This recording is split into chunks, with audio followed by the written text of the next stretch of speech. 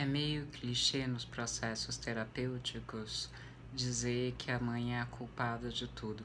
Eu gosto muito de um quadrinho que tem uma porta que está escrito psicanalista ou psicólogo, aí a pessoa bate e o psicólogo ou psicanalista abre a porta e fala assim: a culpa é da sua mãe, e fecha a porta. Na ideia de que foi ela a culpada de tudo, então você sabendo disso, você já sabe tudo o que é possível saber num processo terapêutico. Na verdade, na psicanálise, a gente pensa que o que você é se forma na medida do que você se relaciona. Então é assim, você é uma realidade biológica, um corpo que foi gerado em determinado ambiente e na medida em que você sai do útero e começa a se relacionar, tem algumas correntes que falam da vida emocional intrauterina, mas não vou entrar nessa linha agora. Na medida em que você sai do útero e começa a se relacionar, você começa a construir isso que se chama de eu. Nessa perspectiva, o seu eu, que foi construído na medida que você se relacionou, teve como primeira e principal referência a sua figura materna. Então, qualquer coisa que você percebe de si mesma e percebe do mundo foi intermediado pela percepção desta pessoa, que é uma mãe. Mãe é figura materna, pode ser um homem, pode ser uma mulher, é a pessoa que estava cuidando de você, te nutrindo, a pessoa com a qual você podia contar para a manutenção da sua sobrevivência. E aí a gente já tem uma primeira norma muito importante. A sua mãe foi muito competente. Como eu sei disso? Você está viva. Se ela tivesse sido incompetente, você não estaria vivo. Porque vocês já devem ter ouvido muitas daquelas histórias assim, do bebê é deixado no carro durante 3 horas e morre. O bebê é deixado numa situação qualquer de frio durante 3, 4 horas e morre. Enfim, para dizer que nós somos seres extremamente frágeis e que se nós não recebemos cuidado, nós morremos. Então, se você está vivo é porque teve alguém que cuidou de você, que te nutriu, que te protegeu, que te vacinou, que te deu elementos para que você fosse capaz de enfrentar a sua dura infância. É muito difícil sobreviver à infância, gente. Eu tenho uma camiseta que diz isso, eu sobrevivi à minha infância. É muito difícil e você seria completamente incapaz de fazer isso sozinho. Nós não somos como os outros animais que saem do útero e já têm condições de sobrevivência. Nós precisamos durante um longo tempo de alguém tomando conta. Esse alguém que toma conta nos ensina a tomarmos conta de nós mesmos, a partir dos próprios referenciais, que são sempre bons porque essa pessoa sobreviveu. Pensa assim, a gente sempre usa como referência imediata, primeira, primitiva, a vida. O que uma mãe ensina de um jeito mais ou menos pedagógico, mais ou menos didático, mais ou menos gentil e agradável?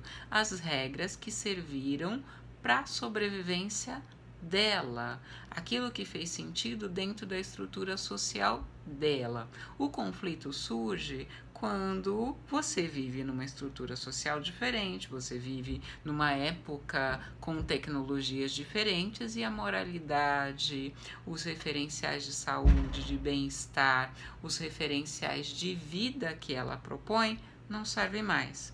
Então veja, ela não está errada, ela está adequada ao momento da criação, do desenvolvimento social dela, que não é o seu.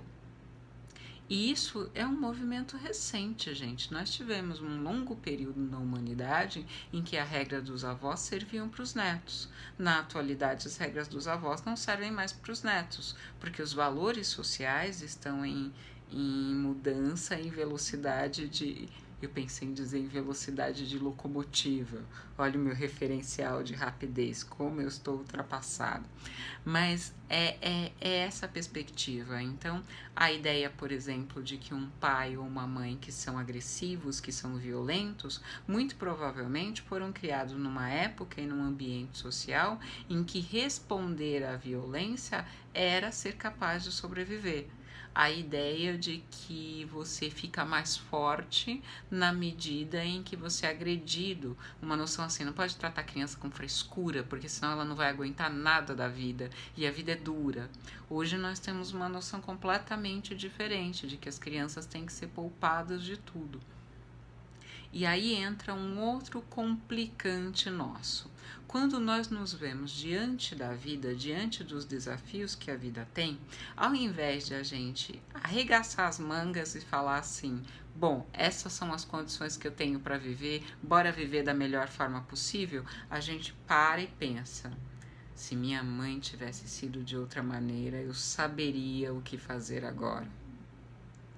Então acontece assim, a gente valoriza tanto, e não sem motivo, a figura materna, que num momento em que ela não tem mais condições de zelar pela nossa integridade física, zelar pela nossa saúde, zelar pela nossa alimentação, nós ainda lhe atribuímos esse poder. Nós ainda atribuímos à mãe o poder de saber todas as coisas. Eu faço exatamente isso. Eu ligo para minha mãe para perguntar de o que ela acha da bolsa. Minha mãe não tem a menor ideia do que seja um investimento, mas eu acho que mãe sabe tudo, porque ela sabia quando eu estava com fome, ela sabia quando eu ia sentir frio antes de eu saber que tinha possibilidade de esfriar, ela previa que ia chover, me pedindo para levar o guarda-chuva. Então eu atribuo a ela superpoderes e não paro de atribuir esses superpoderes na medida que eu cresço. Não chega um momento na minha vida, para a maior parte das pessoas, esse momento não chega, em que eu entendo que minha mãe é uma pessoa como eu e que está sofrendo a vida como eu. Isso é um movimento, esse é um movimento mais comum. O movimento de superação disso é extremamente sofisticado.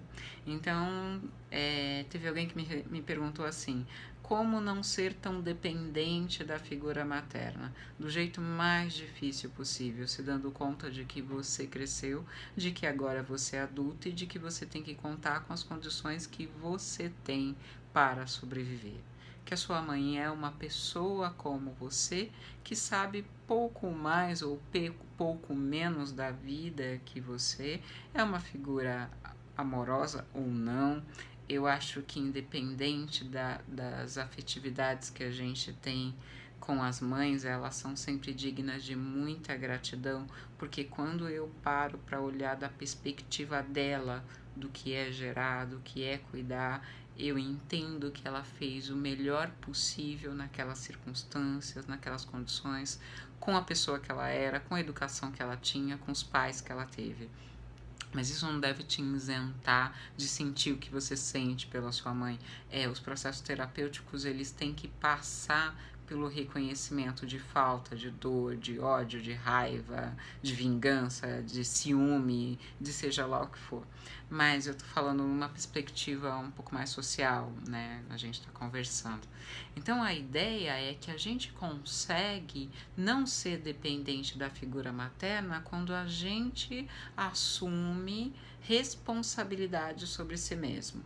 Ou seja, sou eu a responsável por me nutrir, sou eu a responsável por cuidar da minha saúde, da minha integridade física, e na medida em que eu tenho autonomia disso, eu não preciso contar com um outro que intervenha na minha estrutura emocional. É claro que isso é muito, muito fácil de falar e muito difícil de fazer.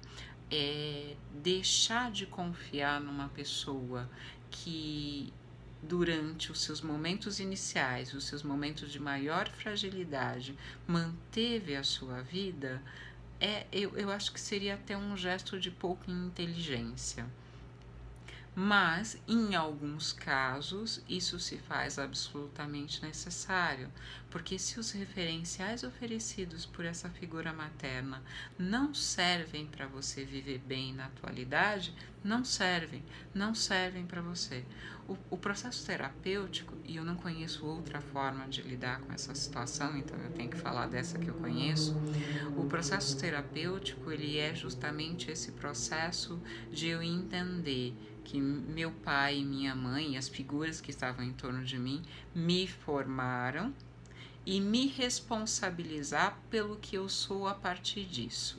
É uma frase assim: o que eu vou fazer com o que fizeram de mim? O que fizeram de mim está feito. Eu sou fruto dessas vivências, desses medos, dessas dores, desses prazeres. Mas agora, na condição de adulta, eu posso assumir algum, não acredito em total, mas algum protagonismo do meu processo e mais ou menos escolher fazer alguma coisa que faça sentido para mim com o que fizeram de mim. Então, o único jeito de não ser dependente de uma figura materna, de um relacionamento abusivo, de gurus, de gente querendo pensar por você, é realmente você conseguir se colocar nesse lugar de ser pensante na sua própria vida. Isso é, como eu já disse, muito mais fácil falar do que fazer. Eu vejo muita gente que pensa que é independente e não é, e tudo bem pensar que é independente, é o começo de ser independente, mas o exercício é conseguir integrar tudo que você vivenciou, representado também pelas pessoas que te formaram naquilo que você é, sem rejeitar essas pessoas, sem brigar com elas, sem criticá-las, simplesmente entendendo que nesse estágio da sua vida você pode ser quem você é, seja lá o que isso for.